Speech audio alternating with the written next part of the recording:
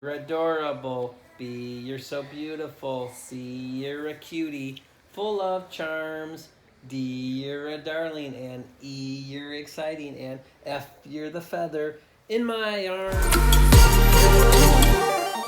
Hey guys, Jerry Norton here. It's almost midnight, and all my kids are in bed. My wife's actually out this evening. She should be home in a few minutes, and I'm just was working on my laptop, answering some emails, going through and answering questions that I often get on social media, on the YouTube channel and Facebook, and came across a question where somebody was asking me about getting into a business partnership in their flipping business. And so a lot of things just came to mind, and I thought, you know what, I'm just gonna whip out the iPhone and record this video. So I see this question quite a bit. In fact, it reminds me of a client that I was working with recently on their flipping business, a young guy in his mid-20s, Brian's his name, and married, 2 small kids, but he's a millennial in his mid-20s, and millennials for some reason think they have to do everything together. And so he's got, there's like 4 partners in his flipping business. And they're doing, I think, 5 to 8 deals a year. So they're, got their feet wet, got off the ground, got a little bit of momentum going. I'm helping them go to the next level and get to the 15, 20 homes a year level. So it's exciting to kind of work with him. But what was kind of fascinating while working with him is I couldn't help myself. I got to and this is my job as his coach, I said, tell me about this partnership. There's 4 of you. Explain to me how this works. And it bottom line was, it was more of a social partnership than it was a true, skills coming together partnership. And so if you're watching this and you're listening and you're considering, hey, should I bring on a business partner? I'm not talking a money partner. I'm talking a business partner in my flipping business. And I've been doing this full time for 15 years. I've had general partners where they were full on, on the corporate docs partners, and we split everything 50-50. I've had that type of partnership in a few different businesses, one of them in my flipping business. Fortunately, we ended very well, and we're still really close friends today. I have limited partners where I partner on specific deals. So for example, my older brother, Bob, him and I have partnered from day one. So we always are doing some deals together, and we always probably will do deals together, but we're not full-blown general partners. What's great about limited partners when it comes to flipping is you can partner on a deal, you can bring your skill sets, I'll talk about that in a second, and then when the deal's over, it ends there. You disperse, you split profits or whatever, and you're done. It's kind of nice, right? So I want you to really, really, really think hard before you get into a general partnership where we're 50-50 partners and we're all in together. Because those are very hard to unwind, and they usually don't unwind well. And I've had some of those too. I've had a partnership where we were the best of friends. It was really amazing. He got in a really bad motorcycle accident. Was incapacitated for a while with recovery, which was fine because I was carrying the business and it was okay.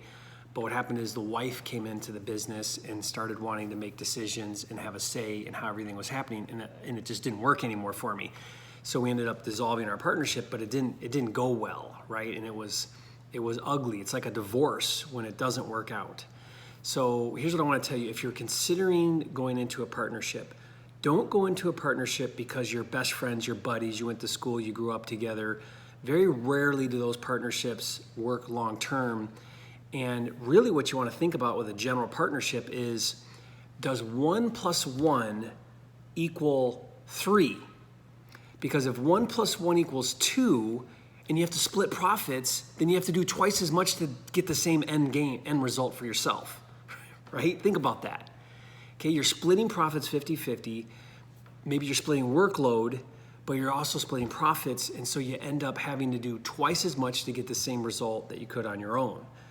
Okay, so the real reason why you would bring on a general partner is if they're bringing to the table some type of value that offsets what you're lacking in value. Okay, so in real estate and in flipping, Where it works really well, that I've seen it work really well, is when you have one partner who's over acquisitions and one partner who's over operations.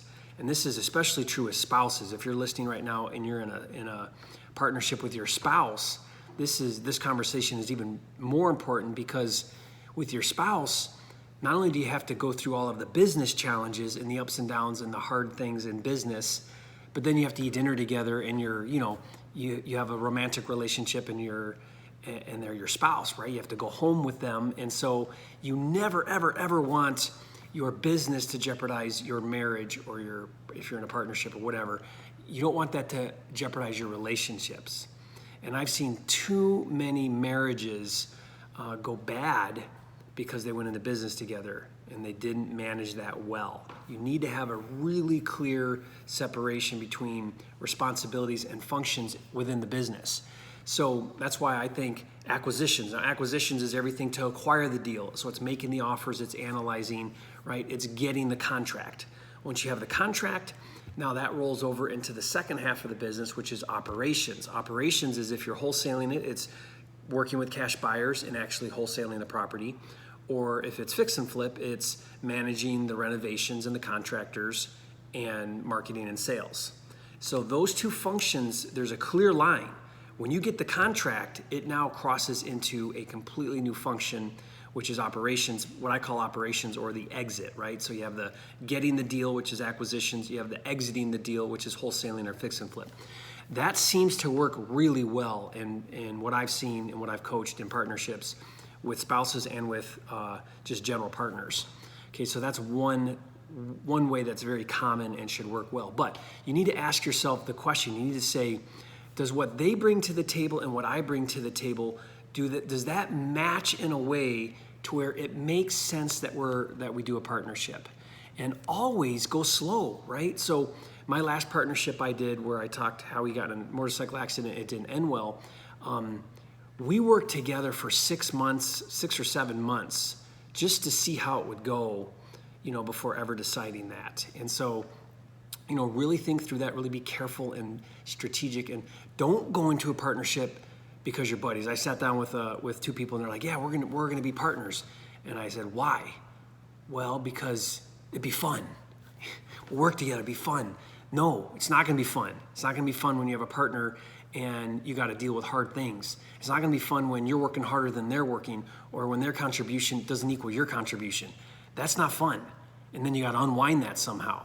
So my client I was telling you about, I said to him, do you realize how much gross sales the 4 of you have to do to equal what one of you could do on your own? 4 times as much. And what are you all bringing to the table? Help me understand your partnership. And it just did not make sense. And I said to him, I'm gonna tell you right now, this thing's gonna all unwind, because it's not sustainable. It doesn't make sense. It's not a good business decision that the 4 of you are 4-way partners, splitting 25% each, okay? So I hope you found that helpful. I want you to really kind of go through that and think about that if you've considered that, and be strategic about it. You're in this for the long haul, right? All right, Jerry Norton, hope that was helpful, and I'll talk to you next time.